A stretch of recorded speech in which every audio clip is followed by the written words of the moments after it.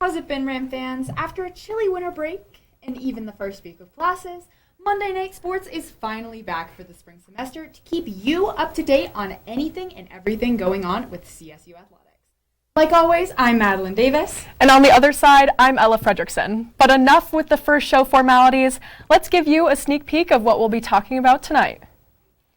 From updates in the world of Rams hoops after a pair of in-conference road trips, to a rundown from Cam on all of the new faces in CSU football's new regimen, from players to support staff to coaches.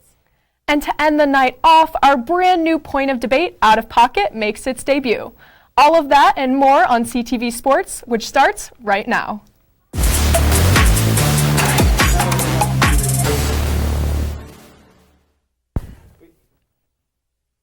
Coming off of a tight dub against the New Mexico Lobos in front of a Moby Arena record of nearly 4,000 student fans last Wednesday, the Rams took a trip down I-25 to take on the Air Force Falcons at Clune Arena this past weekend, hoping to make the Springs Moby South for the afternoon. And while CSU faithful did just that, quickly flocking down to the academy, the Rams, on the other hand, who were known for their pace, started a little slow against this 9-7 Falcons team.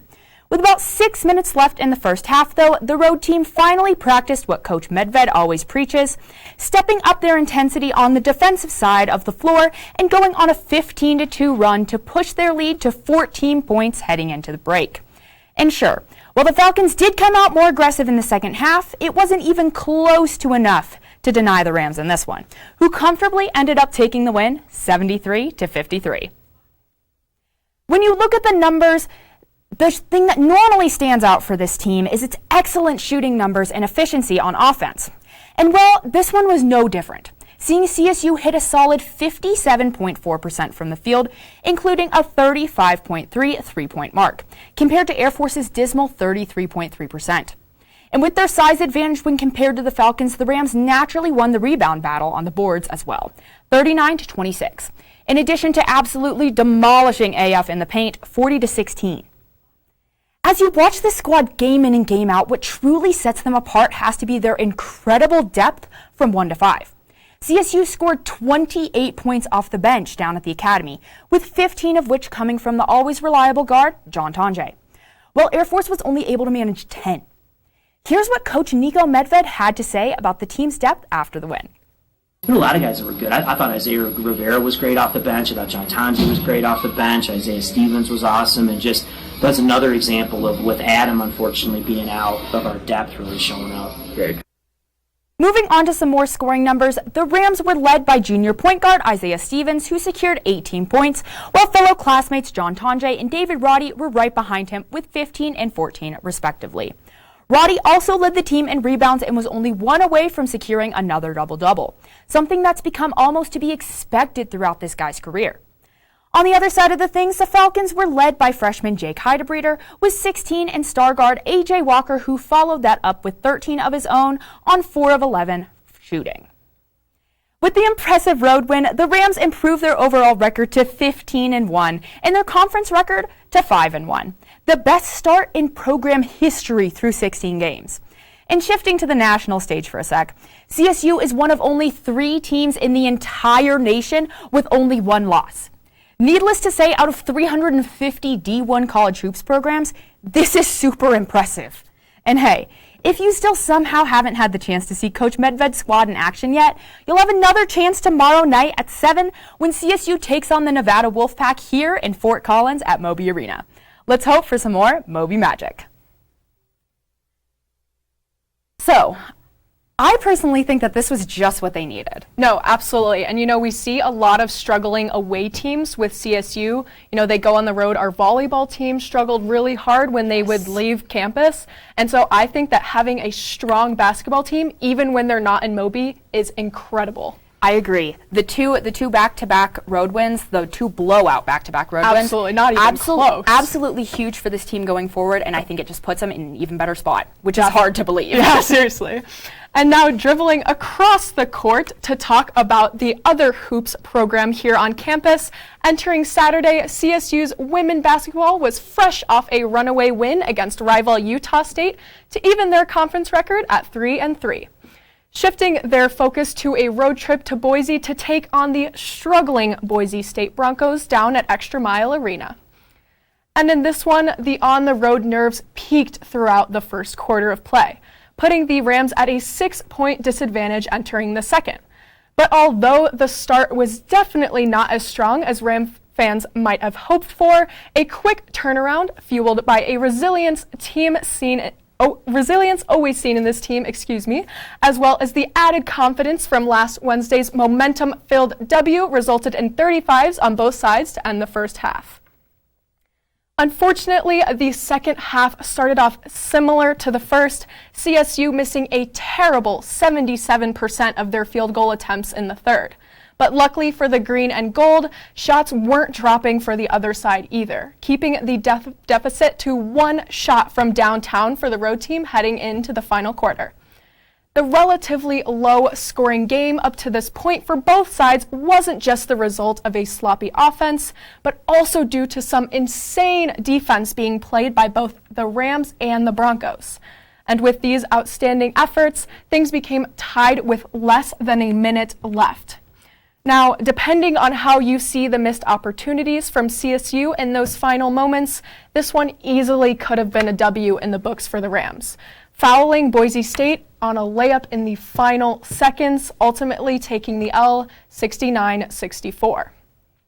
Shifting to the stats overview, team leader McKenna Hofschild was clearly doing everything she could to spark her team to victory, putting up 11 points and 4 rebounds, while Upe Atasu took charge with 16, and Carly Murphy following close behind with an impressive 14 from the floor. And when moving past the scoring numbers, Kendall Kinzer's 10 rebounds, giving the Rams a bunch of second chances on the plenty of missed shots they had in this one.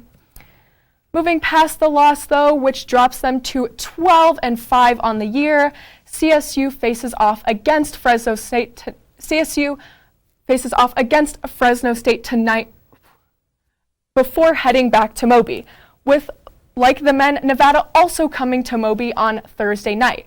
The Rams hoping and needing, in my opinion, a bounce-back W against a similarly ranked 12-win Wolfpack.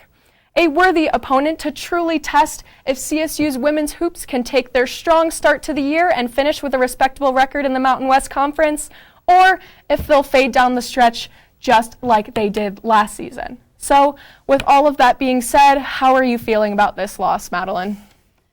Yeah, this was a pretty disappointing one in my opinion. Boise State is not a very strong team compared to what CSU has been looking like. Absolutely. I don't know. They've struggled a little bit of late. It was a good win against Utah State, but the Air Force game, another game I think they should have won. No, seriously. I think it's going to be really interesting. I think when you come out sloppy, first quarter, there's a lot of room to fix your mistakes, but then when things continue and you're letting them turn into a pattern, there's no way you're going to come back in that game. And it's just going to look bad, especially when you're not at home. That momentum is completely against you. Yeah, I think that, coming home is going to be nice, but I think that the students, they need to get out there and support our women's team. It's Absolutely. Really going to help them.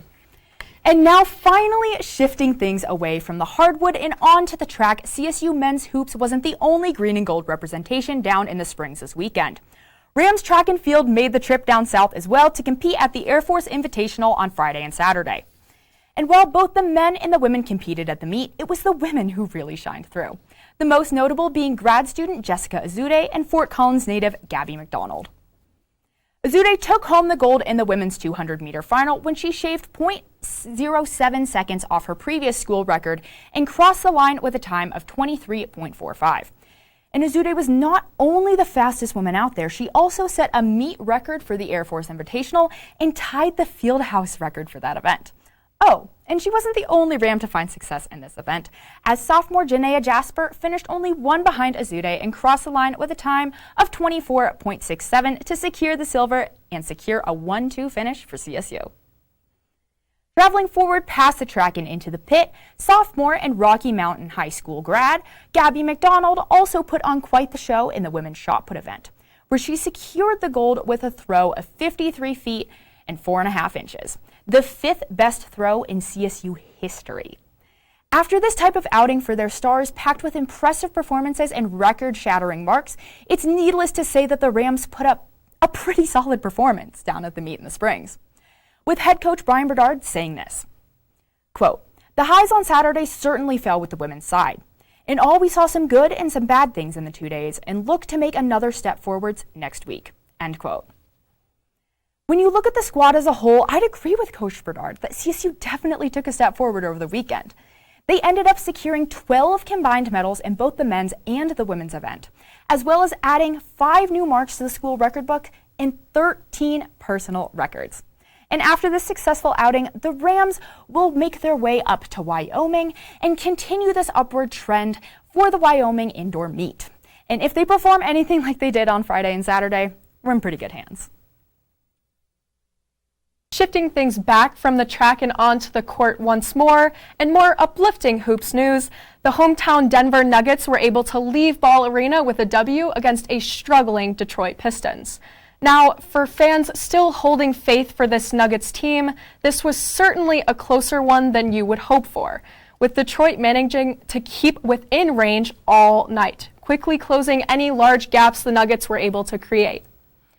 But looking past the lethargic performance by the Nugs and onto the roster, after what feels like devastating injury after injury, Denver is relying on everyone's favorite tower, Nikola Jokic, more than ever.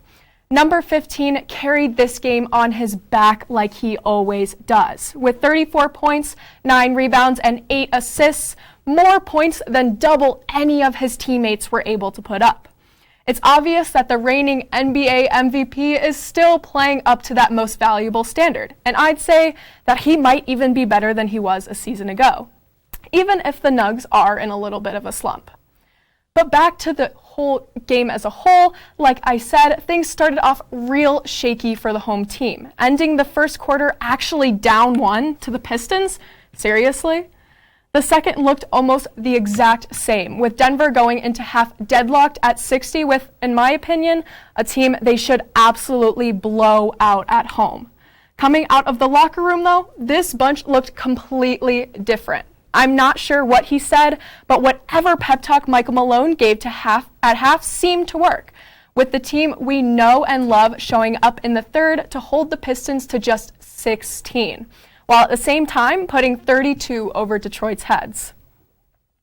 But even with this 16-point lead heading into the final quarter, like they've shown all year in games, like the one against the Clips a few weeks ago, they just couldn't seem to finish things out on their terms. The final quarter cut the lead a little too close for comfort at times for sure. But the Nugs, helped by this massive cushion, were able to hold on and take things 117 to 111. After the dub, Denver now stands at 24 and 21 in the standings, a lot closer to 500 than I have predicted they'd be on the show in the past. But you have to cut me some slack. That potential-filled team had more than one star player when the season started back in October, and Michael Porter Jr. out on the court to complement the big man. The 23-year-old guard is still recovering from a nerve injury in his back that's plagued him for years. Needless to say, the news on the injury trail for MPJ wasn't too promising for this season's chase at a ring. An attempt to look for non-surgical alternatives late in October, that proved to not be an option, with the surgery taking him out for what could be the rest of the 2021-22 season. I get it.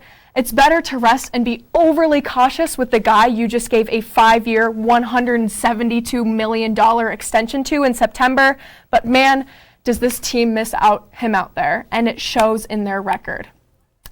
But to mention a little bit of better injury news real quick, Jamal Murray is still expected to return this season after his ACL tear last spring. If Jokic keeps this up and Murray can return and be at least 80% of his old self, the Nuggets could go back to being a huge threat with this dynamic 1-2 punch. Jamal, you can't return fast enough. We'll just have to see how well this team looks in a few months when the pressure is really on. And now that you're caught up on all of the hoops action on campus and much, much more, Rams, it's time for a quick break. When we come back, Cam makes his entrance to Monday nights this semester by breaking down CSU's brand new staff on the gridiron. You won't want to miss it.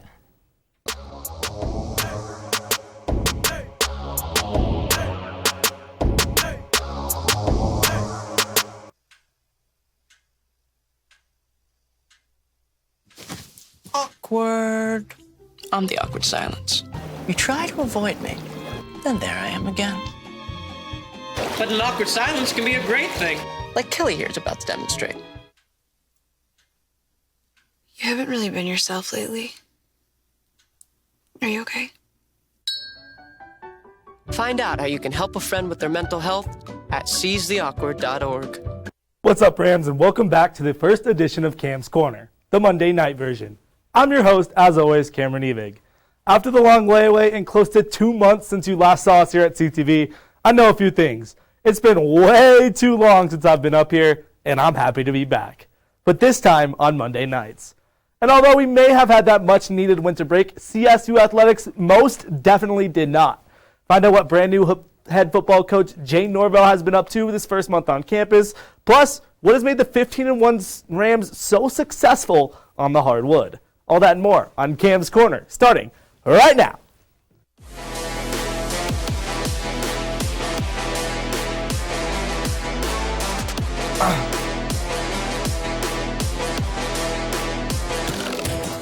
Like I mentioned, while we might not have been busy until about last week, sports on campus never dropped off. Over the end of December and now into January, not only did the men continue their historic start to the season, but the women have also had a pretty good season themselves, sitting at 12-5. But working back to a few months ago, a team that didn't have a good season, however, is Ram football. As we talked about before the break, a former head coach from Boston College, who will remain nameless, was fired by CSU in early December, and the guy they got to replace him soon after is former head man in Nevada, head coach Jay Norvell. After 5 years as the leader of the Wolfpack program down in Reno, Norvell's move was a surprising one after leading his team to a fairly good 8-4 season with NFL draft-bound Carson Strong as his quarterback. Whatever his motive may be just like the $8 million or something for him to come to CSU, Jay Norvell surely didn't come to Fort Collins alone. Bringing a lot of his previous staff with him, including QB coach and offensive coordinator Matt Mumme, tight end coach Chad Savage, and special teams coordinator Thomas Sheffield. And not only did he bring like half of the guys that helped him revive Nevada football, but he also landed 9 players that were previously on the Nevada roster through the transfer portal, including guys like running back Avery Moreau and Tory Horton, who has had plenty of starting experience in the air raid offense, and redshirt freshman QB Clay Millen, who could be the future at signal caller. These flips from the Wolfpack, plus some tireless effort on the recruiting class, landed the Rams the 4th best class in the Mountain West. Pretty impressive for a guy that came in only a week before early signing day. And moving past what the roster and makeup of the team might look like next season, Norvell has started to settle into the campus community, taking time to address the students and fans of CSU at the men's basketball game against New Mexico last Wednesday, and even jumping into the student section for a bit. Needless to say, Norvell looked really hyped to be a Ram and got a very warm welcome from Moby Madness. After a month or so on campus, CSU faithful have finally seemed to fully accept Coach Norvell with open arms. Maybe he is the guy that can finally turn this football program around once and for all. And speaking of a program that's already turned around and headed up, CSU men's basketball currently sits at 15-1 with a conference record of 5-1, and a big part of their continued success under Coach Medved has to be star forward David Roddy. Now, like he usually does, Roddy had another nice game against Air Force with 14 points, 9 boards, and 4 assists. And although the stats aren't completely eye-popping, like we're used to seeing him put it up at Moby, number 21 has always had a huge effect on this team's success. To illustrate that, let's break down a few of the big man's plays just real quick so we can see what he actually does on the court that makes CSU so successful. As we see, first of all, he's just so good every time. The shot up 3, one more time, just for good measure. Easy 3, drain it down. He's been working on that. The steal on the fast break, Roddy leading it as the big man. We're going to pause it right here. 1, 2, 3, 4, 5 Air Force defenders surrounding him. Knows he can't go up for the... Surveys the court. He's going to find Kendall Moore in the corner. One more pass, Isaiah Rivera. Easy as... Jokic type pass to the corner. Roddy once again up and under, so smooth. And right here, once again, showing his phenomenal vision. Knows he can't drive, that Air Force defender is helping, but sees Isaiah Stevens on the back cut, makes the phenomenal pass over the head. Isaiah Stevens, the easy layup. Nothing to say about that right there. Absolute beast mode by David Roddy, showing his athleticism. And one more three to boot, because why not? One more from David Roddy, just to show exactly how good he is from that three-point line. As you can see, with plays like that dunk right there, the junior from Minnesota is a centerpiece of this squad thanks to his leadership, effort, and physicality in the post, as well as his improved perimeter shooting. And thanks to the help of the floor general Isaiah Stevens, who dished him some feeds inside. This is a team that definitely should be in the consideration for a spot in the top 25 once again. The guys play tomorrow against Nevada, and Madeline, Ella, and I will give our picks for the game and that and much more in our new segment, Out of Pocket, right after this break. Stay here on CTV.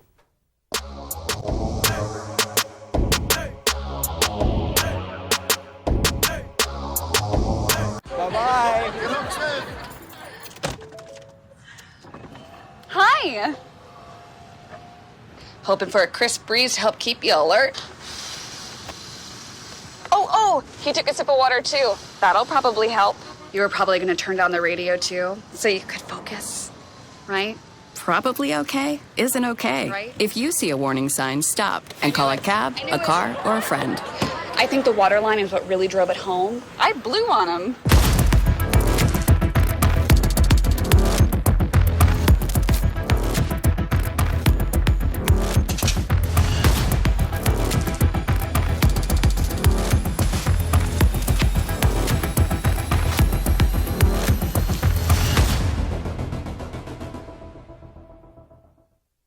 Welcome back from the break, Ram fans, and to our brand new segment to end off Monday nights, Out of Pocket, where we'll discuss a sports take from one of us on deck and decide if it's valid or completely ridiculous.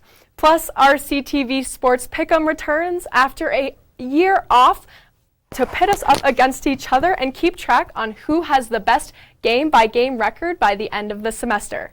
And I can say right now, the person with the best record will definitely get some sort of prize. So with all of that being said, let's start things off with our out-of-pocket take. Cam, you don't think it's out of pocket to say that Jonathan Taylor could take home the MVP trophy from a non-playoff team and being a running back? Let me start off by saying I do not think that he is going to take it home. I think he deserves to take it home. And that's two very different things. Jonathan Taylor, by far, was the best running back in the league this year. There's absolutely not debating that. By far, a top 5 offensive player in the league this year. I would put him at top 1, but some people would not. 1,811 rushing yards, 18 rushing touchdowns, led the league, 20 touchdowns in total, tied the league lead with Austin Eckler. He is the only reason the Colts even had a chance to make the playoffs. I won't talk about the Jaguars blunder to save any Colt fans some big agony. This is a quarterback award. That's all there is to it. The last time anything besides a quarterback won the award was Adrian Peterson in 2012. And at this point, you gotta either give the quarterbacks a separate award or you gotta figure something out because it's not fair. We're giving quarterbacks the award each and every year. I just don't like it. You know what, Cam? I agree with you. I do think that he deserves MVP, and I'll tell you why. I mean, all of the stats that you brought up are completely valid. I mean, he did lead the league in rushing. We gotcha. Which, obviously that's a great stat. And also, you brought up the fact that he is the reason that the Colts made it as far as they did. Absolutely. And I think that MVP stands for most valuable player. And if you are a sole reason why your team is getting almost a chance to go to a postseason and your quarterback isn't even that good, that just shows how good you are as just everything. And so therefore I think he does deserve the MVP. I know you guys aren't going to like this one, but we can confidently all agree that Aaron Rodgers will end up with the trophy, right? So with that being said, I want to know why you think that it should be switched from a quote-unquote quarterback award when they do have the largest impact on a team. it's always going to be a quarterback from now on if we don't end up switching it. You know what I mean? It's just going to be quarterback after quarterback. It shouldn't be a revolutionary thing when a different position wins it. The last time a defensive player won it, Lawrence Taylor in 1986. That is blasphemy. You gotta get a defensive player as the MVP one of these years. That's absolutely unacceptable. That's all I gotta say about the whole thing. Yeah. Well, I can basically guarantee that JT won't be hoisting up the MVP trophy in a few weeks, but hey, I digress. Let's move on to our pick'em. Starting things off, we have our Rams hosting the Nevada Wolfpack tomorrow night down the road in Moby.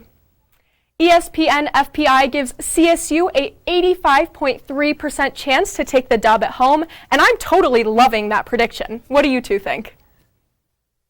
I mean, for me, you got to look at it. Nevada's on a 2-game L streak, coming off 2 tough ones. You got to think about CSU and how much pressure they have every single game. This is not a CSU program that's used to success. Yeah. As hard as it is to say, this isn't a school that's used to success. Every time that they get another win, they get more national attention. They can lose any one of these games, as we saw in that Air Force game when they were struggling with Air Force, and they were losing 3 starters the first Air Force game. Yeah. Air Force was down 3 starters, and they struggled the first couple quarters. In their defense, they hadn't played for a good 20-some days before that game. And as you saw, it clearly affects good teams, as SDSU lost with not even scoring 40 points to Boise State. Yeah, bye weeks, same idea. Yeah. I mean, I agree, though. I think that CSU is going to take this one. I don't think – obviously, CSU is a very strong team. They have gotten national attention. They moved up in the coaches poll. They're now 22, and they're 29 in AP poll voting. So – obviously, they're a good team, and Nevada just isn't as strong. No, I think we can agree that if Nevada were to come into Moby Madness and actually keep up, we would be really surprised. Yeah. It would be, especially with the student turnout of last game. I mean, 3,844 students went to that game. Crazy. Biggest student turnout in history. Crazy. I think we do have to recognize the fact, though, that the Mountain West as a whole is a very underrated conference. Oh, absolutely. Mm-hmm. Absolutely. Definitely. We're just going to have to wait and see. Like I said, any one of these games could be a struggle with how much pressure that these guys have on them each and every game. And moving on, we've got the AFC Championship game, which pits the Bengals against the team coming off an instant classic last night, the Kansas City Chiefs, who I have heading into their 3rd straight Super Bowl. You guys agree? I completely agree. I said before the NFL season even started that the Chiefs were going to head to the Super Bowl once again, whether we like it or not. The Bengals, man, I love Joe Burrow. I love his energy. That man is contagious, but he just doesn't have what it takes to beat the Chiefs. I mean, to be honest, it's a miracle the Bengals have made it this far. I mean, good for them. They won they hadn't won a playoff game in 31 years, and now they've won 2. So, but I mean, realistically, the Chiefs they're a much better team. Absolutely. I don't think there's a lot to say here. I think people are sleeping on the Bengals, as they should be. But you're not going to win this game. That's all I have. Well, and on the other side, for our last pick of the week, we have the NFC Championship, which marks round 3 for the Niners and the Rams over the course of the season. Let's keep this simple. I've got Matthew Stafford and the Rams in this one, and I have them going all the way. Here's why. 2 words. Von Miller. Interesting words. Not the words I was expecting. I gotta support him.